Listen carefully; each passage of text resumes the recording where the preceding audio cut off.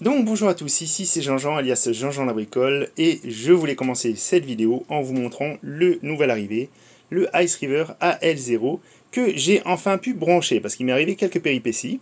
Donc je voulais revenir sur ça, je voulais revenir aussi sur les blocs de Caspa qu'on a pu miner dernièrement, hein. Incroyable, la Gigipool a miné un bloc de 425 casses, ça fait vraiment plaisir. Et je voulais aussi vous parler des firmware alternatives pour ces petites bestioles. Voilà. Donc on va passer tout de suite à la vidéo, après les effets spéciaux. Alors, je voulais juste aussi vous remercier parce que vous êtes de plus en plus nombreux à être sur la Gigipool. J'avais fait un petit appel pour dire mince, venez nous soutenir, venez nous aider, ensemble on est plus fort, on peut casser plus de blocs. Et vous avez vraiment répondu à l'appel, c'est super agréable. 67 mineurs sur Caspa, 29 mineurs sur Alephium, dont Jean-Jean. Ça fait vraiment plaisir et comme je vous disais, on a pu miner des blocs et suite au lancement, parce que je vais vous l'expliquer un petit peu plus en détail, mais ça c'est lié vraiment au lancement du KRC20 sur Caspa, donc les tokens qui sont maintenant en plus du CAS sur le réseau. Et regardez, quand on redescend un petit peu, on a des blocs à 365 CAS, 342 CAS, et si on va un peu plus loin, 456 CAS. Donc ça c'est vraiment génial.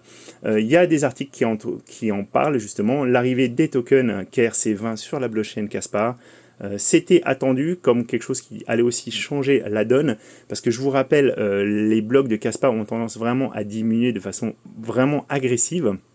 Et si on regarde un bloc normalement, on en trouve quelques-uns, mais 87 casses, c'est la taille d'un bloc.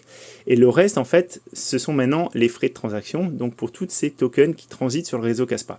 Et vous voyez, en fait, on a quand même des blocs encore à 120, 92, 124, 131.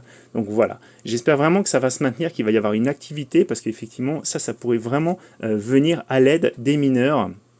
Parce qu'autrement, entre la hausse de la difficulté et la baisse des rewards, c'est vraiment compliqué, ça va être rapidement compliqué. Donc Jean-Jean est un petit peu passé à côté de ça, parce que tout simplement, j'ai eu un problème avec mon opérateur, Orange, qui m'a laissé complètement dans le noir, complètement déconnecté du réseau Internet, avec aucune alternative, parce qu'en fait, eux, ils me proposent de me donner de la data pour mon téléphone, mais ils ne me proposent pas une alternative qui puisse me permettre d'avoir mon réseau RJ45. Voilà. Alors, il aurait fallu que j'achète un routeur avec une carte SIM dedans pour pouvoir passer outre, mais ça, je n'avais pas anticipé, c'est la première fois que ça m'arrive, mais c'est vraiment très gênant. Ils ont mis 5 jours à solutionner le problème, ce qui n'est pas énorme, mais quand je vois que le technicien a passé moins de 10 minutes sur l'armoire pour résoudre mon problème, c'est vraiment dommage qu'ils aient pas anticipé ça en amont. Et je ne comprends pas comment c'est possible, parce qu'en fait, ils peuvent se rendre compte que ma box est hors ligne, alors qu'elle ne l'est jamais. Voilà. Mais ça, c'est un autre sujet. Donc comme je vous disais, sur Caspa, on a eu une très bonne surprise, hein. C'était anticipé, j'ai vu des gens qui, sur Twitter, il y a Flo par exemple qui en parlait, plus de 4 millions de transactions en moins de 5 heures sur le réseau CAS, qui ont généré 11 millions de CAS en frais de transaction, donc c'est vraiment génial, surtout que les frais de transaction restent quand même nettement inférieurs à ce qu'on peut avoir sur le réseau Ethereum. Et la blockchain Caspa est vraiment impressionnante. Si vous allez, par curiosité, regarder un petit peu le dashboard du Caspa Explorer, on voit les blocs tomber à une vitesse et les transactions, c'est juste incroyable comment ça va vite. C'est vraiment la force de ce réseau par rapport au réseau Bitcoin où il y a un bloc tous les 10 minutes. Là, on a plusieurs blocs par seconde. Ça va augmenter encore et c'est vraiment génialissime. Voilà. Donc moi, je suis tout feu tout flamme sur le Caspa, bien entendu. Non, je vous invite vraiment à être aussi à faire prendre de recul par rapport à ça parce que ce qu'on a connu là, c'était vraiment lié à cette nouveauté et c'est pas du tout dit qu'il y ait un engouement sur les mêmes coins de la même façon qu'il y a sur le réseau Solana, sur Caspa, hein. Encore une fois, c'est très récent, il peut y avoir plein de choses qui ne tournent pas rond. Donc faites bien attention si vous voulez investir maintenant. Le prix des machines s'était complètement effondré, mais c'est pas pour ça que c'est forcément un très bon choix. On voit en plus actuellement, il y a plein de d'ASICs qui sortent sur des coins, y compris des coins secondaires comme notamment le Radiant. Moi, je vous invite vraiment à être prudent par rapport à ça, parce que, voilà, même si on n'est pas à l'abri d'une bonne surprise, il pourrait aussi y avoir des mauvaises surprises. Voilà. Je voulais vous parler aussi, pendant ma vidéo, de l'overclocking de ces petites machines et des firmware. Donc moi, j'ai modé mon Ice River KS0 Ultra Pour l'instant, je n'ai pas encore reçu la nouvelle alim, donc je suis resté vraiment très simple. J'ai juste rajouté 25 MHz au niveau du clock offset et le voltage, je l'ai à peine augmenté parce que je n'ai pas encore reçu la nouvelle alim. Donc vous êtes beaucoup à me demander où les acheter, ces alims. Et clairement, moi, je voulais en rajouter sur ma boutique, mais je me suis rendu compte que Amazon les commercialise quand même vraiment cher. On est à 54 €, alors qu'en fait, sur AliExpress, on peut les trouver à 23 €, mais ça, c'est sans les frais de port. Donc, avec les frais de port, c'est plutôt dans les 40 €, mais il y a quand même une différence qui est non négligeable. Donc, si vous avez quelques jours à attendre, je vous conseille AliExpress, et puis autrement, vous avez toujours Amazon. Je vous mettrai des liens d'alimentation compatibles, bien sûr.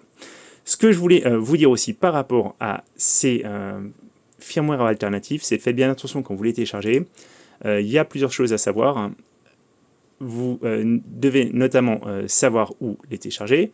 Vous avez PB Farmer qui a un GitHub qui est Erdogan. Je vous mettrai ça dans la vidéo.